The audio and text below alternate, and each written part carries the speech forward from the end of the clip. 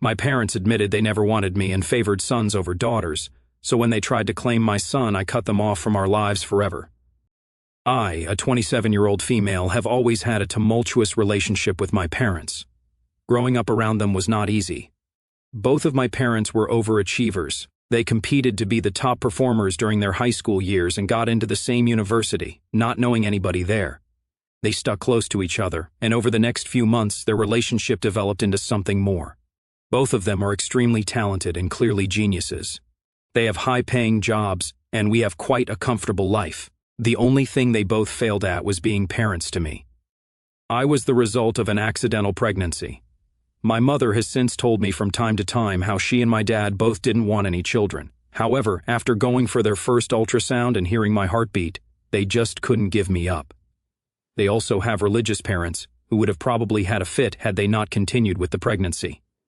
As a result, 9 months later, I was born.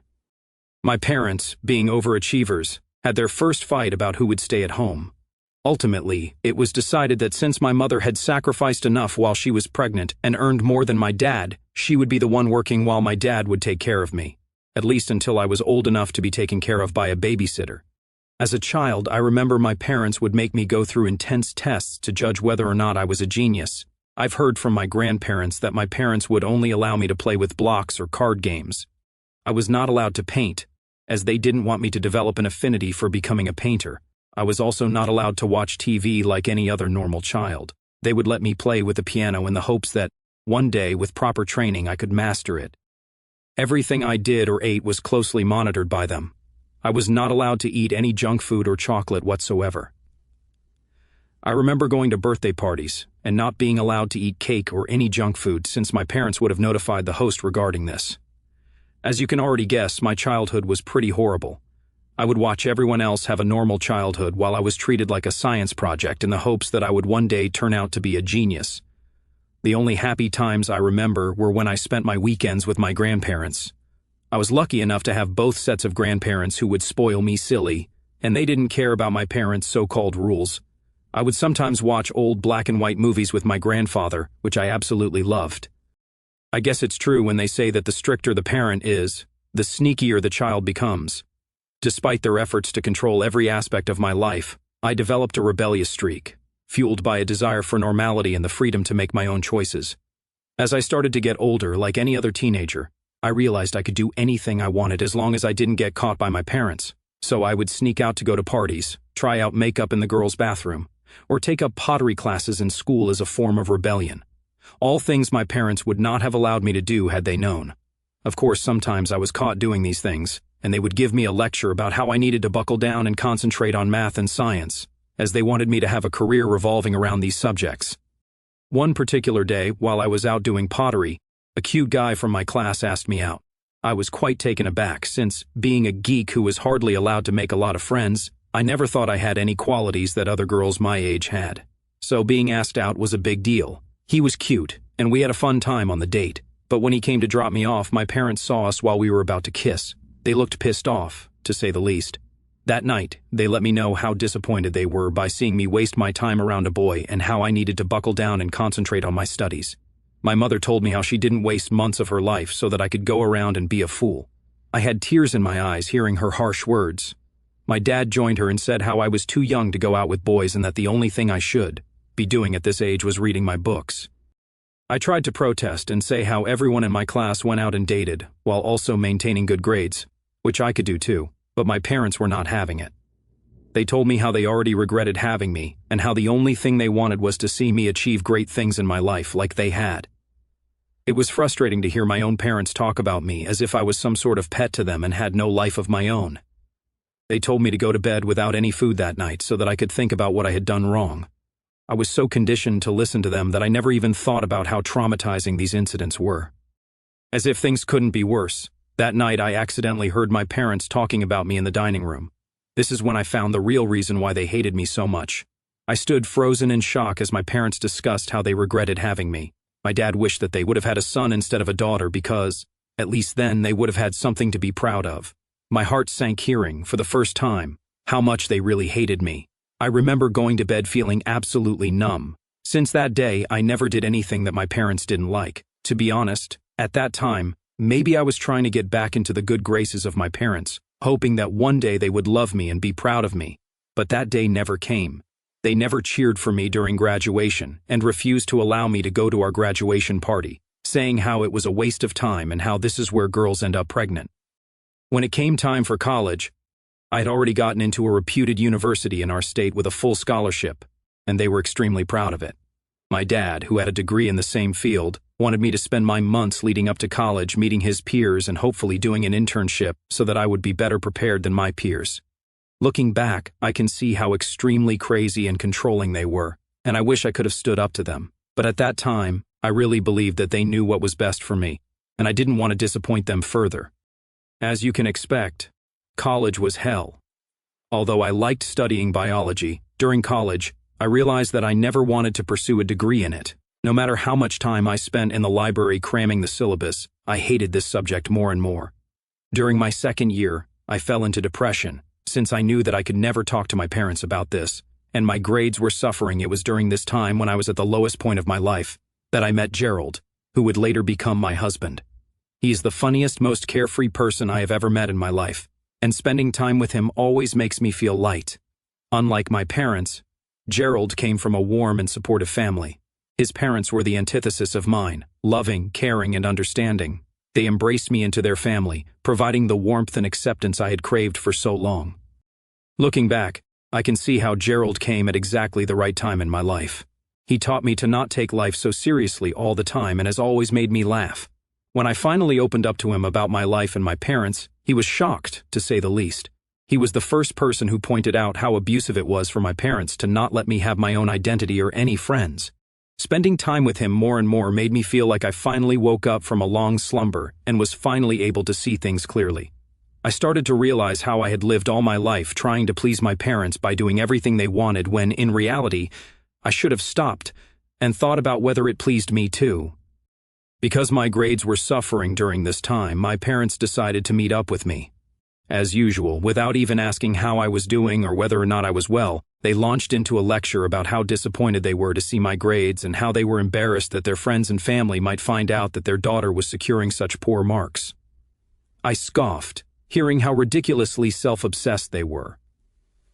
They had the audacity to worry about others when I was clearly not doing okay.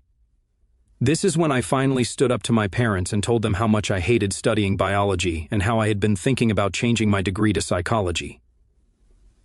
They freaked out and told me how they could not allow me to waste away my life by choosing such a demeaning degree. To them, pursuing a degree in psychology was equivalent to being a failure in life. However, I told them that I was an adult now, and I was going to study something that made me happy rather than study biology and be depressed for life. We had a huge fight, and in the end, I had to involve my grandparents. My parents started threatening me, saying how they would make my life hell and how they would never see my face again. My grandparents stood by me and warned my parents not to pressure me into doing something that I didn't want to do. They threatened my parents, saying that if they cut me out of their lives, then they would do the same with them. It was a long fight, but ultimately I was able to change my degree. It was liberating for me to finally study something I was passionate about. This is when I was finally able to enjoy my college years. I was able to wake up in the mornings without feeling anxious or eat my food without worrying about my future. I would spend my mornings in class or working hard at the library, and my evenings with Gerald, exploring the city and having a good time with him. After dating him for 2 years, I thought it would be a good time to introduce him to my parents, since his parents already knew about us. When my parents met Gerald, they immediately had a problem. Just like I had already anticipated, they hardly interacted with him and kept quiet throughout dinner. After he left, they immediately told me how I needed to stay far away from men like him, since he came from a lowly background and was pursuing a degree in arts, which they absolutely hated. They even went as far as to tell me that he was probably with me because he wanted his hands on their money in the future, and they wanted me to break it off. I found their reasoning absolutely ridiculous and preposterous, since Gerald and I had been dating for a long time and he had never asked me anything regarding my parents' assets. The only thing he knew about my parents was from what I had told him about my childhood. He clearly loved me as much as I loved him, and it was sad that my parents couldn't see the love between us. My grandparents, on the other hand, had a completely opposite reaction when they met Gerald for the first time. They were so happy to meet him and couldn't stop gushing about how well-mannered and respectful he was. As much as my parents hated and protested about it, I went on to marry Gerald after we both had graduated from college and had our own jobs. Marrying Gerald has been the best decision of my life because no one has ever taken care of me the way he does. I remember when I used to live with my parents, I never felt at home with them, since they were always so cold to me. But after marrying Gerald, we have been able to build this home for ourselves in another state, thousands of miles away from my parents, where I feel warm, fuzzy, and comfortable. Fast forward a year later, and I got pregnant. I'd been traumatized by my parents in my childhood, as they never wanted me to begin with. So I was afraid at first to tell Gerald that we were pregnant, in case he would react like my parents. But to my shock, Gerald was over the moon after hearing the news. He hugged me and said how excited he was to become a parent. His reaction was totally different from what I had expected, and it made me feel so much better about starting our little family. His happy reaction made me reflect on my own upbringing. I realized that I wanted something different for my child, a loving and nurturing environment, free from the suffocating expectations and tests my parents had subjected me to. Once, when we went for my gynecologist appointment during my pregnancy, expecting the usual checkup, the doctor shared unexpected news with us. We were going to have twins. I couldn't believe it at first. The ultrasound screen showed 2 tiny heartbeats, and I remember looking at Gerald with a mix of shock and excitement.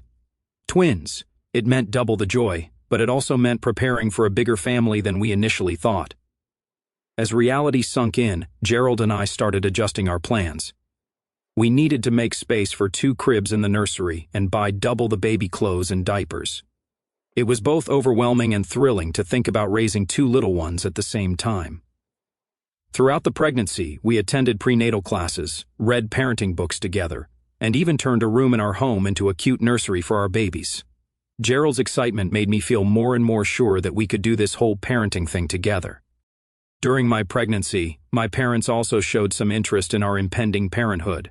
Surprisingly, they told me how excited they were to meet my children.